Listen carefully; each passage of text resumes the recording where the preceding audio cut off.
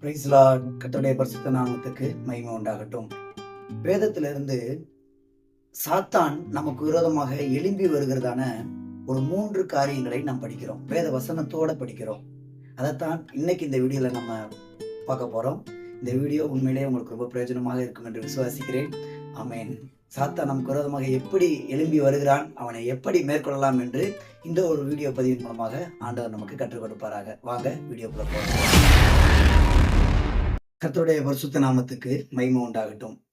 சாத்தான் இன்றைக்கு பல விதங்கள்ல எழும்பி ஜனங்களையும் சபையையும் ஊழியர்களையும் பல விதத்துல எழும்பி ஜனங்களுக்கு விரோதமாக கிரியை செய்கிறதை நாம் காண்கிறோம். அநேகர் இன்றைக்கும் சாத்தானுடைய பிடியிலிருந்து வெளியே வர வேண்டும், சாத்தானுடைய போராட்டத்திலிருந்து வெளியே வர வேண்டும் என்று சொல்லி பிரயாசப்பட்டு கொண்டே இருக்கிறார்கள். கர்த்தருக்கு ஸ்தோத்திரம். அப்படிப்பட்டவங்களுக்கு இந்த ஒரு வீடியோ உண்மையிலேயே ரொம்பவும் பிரயோஜனமாக இருக்கும் என்று கிறிஸ்துவுக்கு நான் விசுவாசிக்கிறேன். சத்துரு 3 விதத்துல எழும்பி வருகிறதாக நாம் வேதத்துல படிக்கிறோம். கர்த்தருக்கு ஸ்தோத்திரம். பல பல இடங்கள்ல பல மாதிரி சொல்லப்பட்டிருக்கலாம். எனக்கு ஆவியானவர் வெளிப்படுத்தினதான ஒரு 3 காரியத்தை இன்னைக்கு நான் உங்களோடு கூட பகிர்ந்து கொள்கிறேன். சத்துரு 3 விதத்தில் எழும்பி வருகிறான். ஏசாயா 59வது அதிகாரம் 19வது வசனத்தில் படிக்கும்போது, ஏசாயா 59:19 அதுல படிக்கும் பொழுது, வெள்ளம் போல் சத்துரு வரும்போது கர்த்தருடைய ஆவியானவர் அவனுக்கு விரோதமாய் கொடியேற்றுவார் என்று எழுதப்பட்டிருக்கிறது. சத்துரு எப்படி வருகிறான்? ஒரு தேவ பிள்ளைக்கு விரோதமாக, இல்ல ஊழியர்களுக்கு விரோதமாக, ஒரு சபைக்கு விரோதமாக, இல்ல தனிப்பட்ட ஒரு குடும்பத்துக்கு விரோதமாக சத்துரு வெள்ளம் போல எழும்பி வருகிறானாம். கர்த்தருடைய பரிசுத்த நாமத்துக்கு மகிமை உண்டாகட்டும். ஒரு வெள்ளம் புரண்டு வரும்போது அந்த இடத்துல எது இருந்தாலும் சரி, அதை என்ன செஞ்சிடும்? அடிச்சுட்டு போயிடும். பிரியமானவர்களே, ஒரு 2 வருஷத்துக்கு முன்னாலன்னு சொல்லி நினைக்கிறேன், கேரளால பயங்கரமான ஒரு வெள்ளம் ஓடினது நம்ம எல்லாருக்கும் தெரியும். அப்படி வெள்ளம் ஓடின பொழுது அந்த இடத்துல எதுவுமே இல்லை பார்த்துக்கோங்க. அந்த வெள்ளம் போனதுக்கு பிற்பாடு அது வெறும் கிரவுண்டு போல காட்சி அளித்தது அந்த இடம். கர்த்தருக்கு ஸ்தோத்திரம். அது ஒரு சிட்டி போல இருந்த இடம். நிறைய கடைகளும் பில்டிங்கும் இருந்த இடம். அந்த வெள்ளம் போனதுக்கு பிற்பாடு எல்லாம் மண்ணுக்கடியில போயிருச்சு. பிரியமானவர்களே, கர்த்தருக்கு ஸ்தோத்திரம். அப்ப ஒன்றுமில்லாத ஒரு நிலவரத்துல மூடிடுது ஒண்ணு. 2வது எல்லாவற்றையும் அடிச்சுட்டு போயிருது. வெள்ளம் வரும்போது அந்த இடத்துல ஒண்ணு இருக்காது. கர்த்தருக்கு ஸ்தோத்திரம். ஆனா கர்த்தருடைய ஆவியானவர் என்ன பண்றாரு அப்படின்னா, அந்த இடத்துல அவனுக்கு விரோதமா நம் பட்சத்துல நின்று அவனுக்கு விரோதமாக ஜெயக்கொடி ஏற்றுகிறார். உங்களுடைய வாழ்க்கையில சத்துரு வெள்ளம் போல வர்றானா? சேலரி வரும்போது, சம்பளம் வரும்போது, சமாதானம் வரும்போது, நிம்மதியா இருக்கும்போது, எந்த பிரச்சனையும் இல்லைன்னு சொல்லி நினைப்பீங்க. அப்பதான் போராட்டம், அப்பதான் ஒரு பிரச்சனை, அப்பதான் ஒரு வியாதி அப்படியே எழும்பி வெள்ளம் போல அடிச்சுட்டு போயிடும். ஒண்ணுமே இல்லாத ஒரு நிலவரத்துல உங்களை விட்டுட்டு போயிடும். வெள்ளம் போன்ற சூழ்நிலைய நீங்க உங்களுடைய வாழ்க்கையில உணர்ந்திருக்கிறீங்களா? இன்னைக்கு ஆவியானவரை கெஞ்சி கூப்பிடுங்க. அப்பா, நீங்க எங்களுக்கு வாங்க சுவாமி. நான் ஏற்கனவே நம்முடைய முந்தைய வீடியோல சொல்லியிருக்கிறேன். அப்பா பிதாவே என்று கூப்பிடக்கூடியதான ஒரு ஆவியை அவர் நமக்கு கொடுத்திருக்கிறார். ரோமர் 8வது அதிகாரத்துல அதை குறித்து படிக்கிறோம். அப்பா பிதாவே என்று கூப்பிடக்கூடிய ஒரு ஆவி. அந்த ஆவியானவரை கூப்பிடுங்க. ஹல்லேலூயா. அவர் வெள்ளம் போல வருகிறதான சத்துருவுக்கு விரோதமாக அவர் கொடி ஏற்றுகிறார். கொடி ஏற்றட்டும். ஹல்லேலூயா.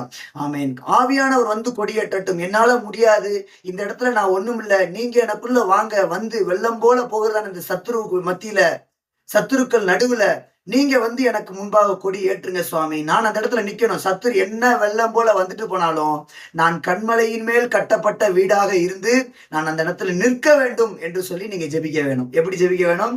கன்மலையின் மேல் கட்டப்பட்ட வீடாக நான் நிற்க வேண்டும் என்று சொல்லி நீங்கள் நிற்க வேணும். மத்தேயு 7வது அதிகாரத்துல மணலின் மேல் கட்டப்பட்டதான வீடு எப்படி இருந்தது, கன்மலையின் மேல் கட்டினதான வீடு எப்படி இருந்தது என்றெல்லாம் எழுதப்பட்டிருக்கு. மத்தேயு 7வது அதிகாரம் 24, 25, 26 அந்த வசனங்களை படிக்கிறோம். 24, 25, 26, 27 இந்த 4 வசனங்களை படிக்கிறோம் பாருங்க. மணல் மேல கட்டப்பட்ட வீடு, கண்மலையின் மேல் கட்டப்பட்ட வீடு அப்படின்னு சொல்லப்பட்டிருக்குது. அப்ப இந்த இடத்துல நம்ம கண்மலையின் மேல் கட்டப்பட்ட வீடா இருந்தோம் அப்படின்னா, என்ன வரட்டும் வெள்ளம் போல, கர்த்தருடைய ஆவியானவர் என்ன செய்வார்? ஹல்லேலூயா. நமக்குள்ள இருந்து கொடியேற்றுவார். பிரியமானவர்களே, இந்த கன்மலை கர்த்தராகிய இயேசு கிறிஸ்துவாக இருக்கிறார். இயேசு சொல்லினதான அந்த வசனத்தின்படி யார் தங்களுடைய வாழ்க்கையை அமைத்துக் கொள்கிறார்களோ அவர்களுடைய ஜீவியத்துல சத்துரு வெள்ளம் போல வந்தாலும் கர்த்தருடைய ஆவியானவர் நீங்க கண்மலையின் மேல அஸ்திபாரம் போட்டிருக்கிற அப்படின்னா, கண்மலையாகி இயேசுவை நீங்க நம்பி இருக்கிற அப்படின்னால் கர்த்தருடைய ஆவியானவர் உங்களுக்குள்ள இருந்து வருகிறதான வெள்ளம் போல வருகிறதான சத்துருவுக்கு விரோதமாக அவர் கொடியேற்றுவார். ஹல்லேலூயா, ஆமென், பிரைஸ் லார்ட். கர்த்தருக்கு ஸ்தோத்திரம். இது 1வது காரியம். 2வது காரியம் பாருங்க, ஓசியா 8வது அதிகாரம் 1 வசனத்துல படிக்கிறோம். ஓசியா 8:1. அதுல நம்ம படிக்கும்போது கர்த்தருடைய வீட்டின் மேல் கர்த்தருடைய வீட்டின் மேல் சத்துரு கழுகை போல் பறந்து வருகிறான் என்று எழுதப்பட்டிருக்கிறது. ஓசியா 8:1 நம்ம படிக்கிறோம். உன் வாயிலே எக்காலத்தை வை, அவர்கள் என் உடன்படிக்கையை மீறி என் நியாயப்பிரமாணத்துக்கு விரோதமாக துரோகம் பண்ணினபடியினால் கர்த்தருடைய வீட்டின் மேல் சத்துரு கழுகை போல் பறந்து வருகிறான். கர்த்தருக்கு ஸ்தோத்திரம். பாத்தீங்களா, சத்துரு எப்படி வரான்? கழுகை போல பறந்து வருகிறான். ஆனால் எருசலேமை குறித்து ஆண்டவர் சொல்லும் பொழுது, பறந்து காக்கிற பட்சியை போல நான் எருசலேமை பாதுகாப்பேன், அதை நான் காத்து கொண்டிருக்கிறேன் என்று சொல்லி ஆண்டவர் சொல்லுகிறார். ஏசாயா 31வது அதிகாரம் 5வது வசனத்துல படிக்கிறேன் பாருங்க. பறந்து காக்கிற பட்சிகளை போல சேனைகளின் கர்த்தர் எருசலேமின் மேல் ஆதரவாக இருப்பார். அவர் அதை காத்து தப்ப பண்ணுவார். அவர் கடந்து வந்து அதை விடுவிப்பார். அல்லேலூயா, ஆமென். அப்ப பாருங்க, சத்துரு கழுகை போல வர்றானா. அப்ப நம்ம எப்படி இருக்கிறோம்? நம்ம ஒரு கோழி குஞ்சை போல இருக்கிறோம். கோழி குஞ்சை போல இருக்கிறோம். அப்ப கோழி குஞ்சை பிடிக்கிறதுக்காகத்தான் இந்த கழுகு என்ன பண்ணுது சொல்லுங்க? பறந்துகிட்டே இருக்குது. எங்கடா சிக்குது. இந்த கோழி குஞ்சு எப்ப தாய் கோழியை விட்டு தனியா வருதோ அந்த நேரத்துல என்ன செஞ்சிருது? அந்த நேரத்துலதான் இந்த கோழி குஞ்சுக்கு ஆபத்து. அப்பதான் கழுகு வந்து இந்த கோழி குஞ்சை தூக்கிட்டு போயிருது. பிரியமானவர்களே, கர்த்தருடைய பரிசுத்த நாமத்துக்கு மகிமை உண்டாகட்டும். அநேக சந்தர்ப்பங்கள்ல ஏசப்பாவை விட்டு நம்ம தூரம் போகிற வேலையில எல்லாம் ஏசப்பா தாய் கோழியை போல நம்மளை என் பக்கத்துல வான்னு சொல்லி நம்மை சேர்த்து கொள்ளும்படியாக ஒரு எச்சரிப்பின் சத்தத்தை கொடுத்துக்கிட்டே இருக்கிறார். ஹல்லேலூயா. அந்த எச்சரிப்பின் சத்தத்துக்கு நீங்க செவிசாச்சு ஏசப்பா பக்கத்துல ஓடி வந்துட்டீங்க அப்படின்னா என்ன செய்ய முடியாது? சத்துரு நம்மை தொட முடியாது. பறந்து காக்கிற பட்சியை போல எங்க ஏசப்பா எனக்கு எப்பொழுதும் என்னை காக்கும்படியாக என்னை சுற்றில இருக்கிறார் என்கிறதான விசுவாசத்தோட இருங்க. ஆனால் சத்துரு கர்த்தருடைய வீட்டின் மேல், கர்த்தருடைய வீடு யார் சொல்லுங்க? நாம் தான் கர்த்தருடைய வீடு. நீங்களே தேவாலயம். நாம் தான் தேவாலயம். நாமே தேவனுடைய ஆலயமாக இருக்கிறோம். எனவே நாம் தான் கர்த்தருடைய வீடு. ஏதாவது சின்ன காரியங்கள்ல ஆண்டவருடைய வார்த்தையை மீறி, ஆண்டவரோடு செய்தான உடன்படிக்கையை மீறி, பொருத்தனைகளை மீறி, ஆண்டவருக்கு பண்ணினதான வாக்குத்தத்தங்களை பிராமிஸை மீறி நாம் ஜீவிக்கிற நேரமெல்லாம் ஆண்டவரை விட்டு நாம் தூரம் போகிறோம். அந்த கோழி குஞ்சு எப்படி தன்னுடைய தாய் கோழியை விட்டு தூரம் போகிறதோ அதே போல நாமும் ஆண்டவரை விட்டு தூரம் போகிறோம். அப்படி தூரம் போகாதபடிக்கு என்ன செய்யணும்? ஆமென், ஆண்டவர் பக்கத்துல ஓடி வர வேணும். ஏசப்பா இன்னைக்கு அதை எதிர்பார்க்கிறார். பிரியமானவர்களே, பறந்து காக்கிற பட்சியை போல சத்துரு ஒரு பக்கம் நம்மை தூக்கும்படியாக அவன் கழுகை போல பறந்து கொண்டிருந்தாலும், இன்னொரு பக்கத்துல நம்மை பறந்து காக்கிற பட்சியாக நம்முடைய இயேசு எப்பவுமே நமக்கு ஆதரவாக இருக்கிறார். ஹல்லேலூயா, ஆமென். அங்க ஒரு வார்த்தை சொல்லியிருக்கு பாருங்க, அவர் அதை காத்து அதை தப்ப பண்ணுவார். ஏசாயா 31:5 படிக்கிறோம். அவர் அதை காத்து அதை தப்ப பண்ணுவார். ஹல்லேலூயா. விசுவாசிக்கிறீங்களா?